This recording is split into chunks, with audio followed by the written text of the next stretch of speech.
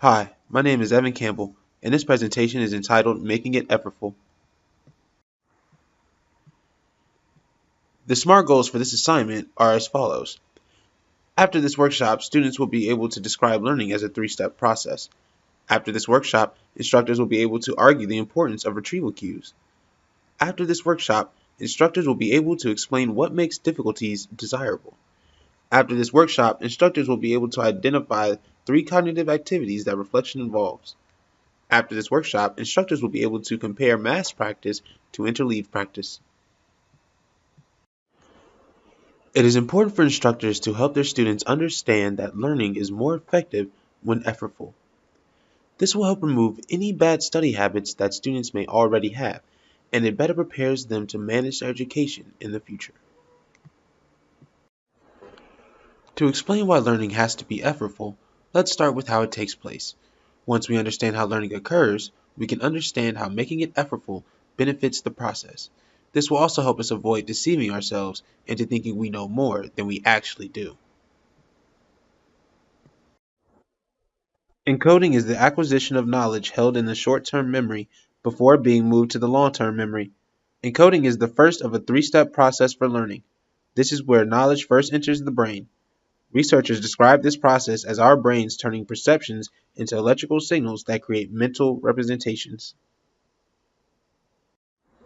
Consolidation is the strengthening of mental models for long-term use. This part of the process of learning involves taking new information and connecting it to knowledge that was previously learned. This is where new pliable information becomes concrete. Retrieval is bringing learned knowledge to the forefront of the mind. Research states practicing retrieval is so powerful that it can improve students' memories, complex thinking skills, application skills, and more. It is suitable for all grades, subjects, and students. Students must learn to embrace the difficulties, because when learning is slower and more difficult, it is stronger and more durable. This concept is counterintuitive, so it is important for instructors to make students aware of the challenges ahead. These difficulties are what make the connections to the learning stronger.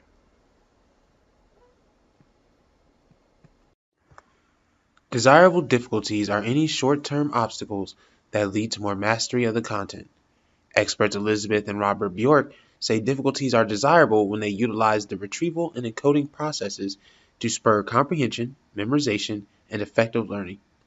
Difficulties are not desirable if the student does not have a sufficient base of knowledge. Spaced practice is where learning and cues can be strengthened and retrieval sped up by allowing some forgetting between practice sessions. This practice strengthens learning in the long-term memory instead of the short-term memory due to the time allowed for forgetting. Donlosky and Rawson even mark this technique as one of the most effective and necessary amongst other study methods. Interleaved practice is practicing multiple skills as opposed to just one at a time to strengthen all the skills more effectively. Experts say that interleaved practice increases one's ability to apply the appropriate solution to each problem. This technique often impairs practice performance but improves test performance. Due to this, many turn away from the method because they believe it does not work. Avoid mass practice. Mass practice, like rereading and cramming, make many feel like they mastered the content, but it is ineffective long term. The Bjorks even reference a study that showed participants thought they did 3 times better than they actually did when using mass practice.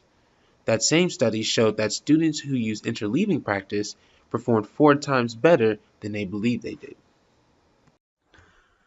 Elaboration is the process of uncovering deeper layers of meaning from new material. Like consolidation, elaboration is about building on previously learned knowledge with newly attained lessons. Researchers have found metaphors and visualizations to be a particularly powerful form of elaboration. Generation is the act of trying to come up with a solution instead of being presented with it. Generation is much like trial and error. According to experts, generative learning is a powerful technique for strengthening retrieval due to the amount of effort required.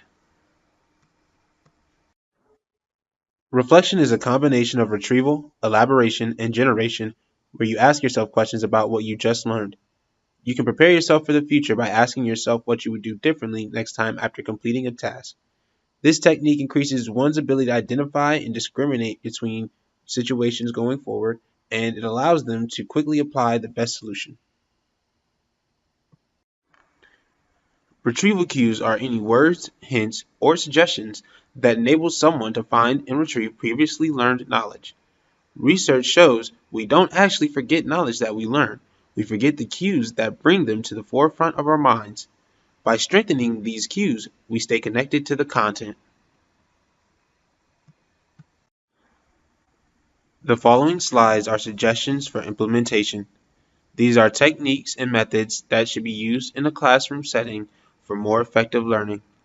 These suggestions are researched and proven to be much better alternatives than the study methods that most use today. Suggestion number 1. Learning paragraphs can be used in the classroom as a reflection practice. These can be administered before or after class. According to experts, they help build personal and concrete connections to the material. Suggestion number 2. Flashcards can be a useful form of retrieval practice as well as generation practice. This is a far more effective study technique than cramming or rereading, and can even be used for testing practice. Suggestion number 3. Regular testing with clickers is an effective form of the spaced retrieval practice. Experts Delansky and Rawson praise regular spaced retrieval methods for their consistent benefit to students' learning of new skills and subjects. This method is also great for identifying your students' gaps in knowledge. Suggestion number 4. Explain to students why learning has to be more effortful so they know what to expect. Instructors also help their students avoid falling for illusions of knowledge by making them aware of the empirical evidence against learning without effort. People are so prone to thinking that they have learned more than they actually did that the most ineffective study methods are consistently the most popular. Suggestion number 5. Help students understand that mistakes are a natural and expected part of learning. The anxiety of failure alone has been proven to lead to more errors. Mistakes are a natural part of the learning process. Instructors and students need to understand that. Suggestion number 6. Have students explain the relationship between new lessons and previously held knowledge to spur elaboration. This is a vital part of the reflection process and builds stronger connections to the content. In summary, instructors should make learning effortful in the classroom to strengthen connection to the material and to ensure their students get the most benefit. Instructors should also explain to students how learning occurs to help them avoid illusions of knowledge in the future. Thank you for your time.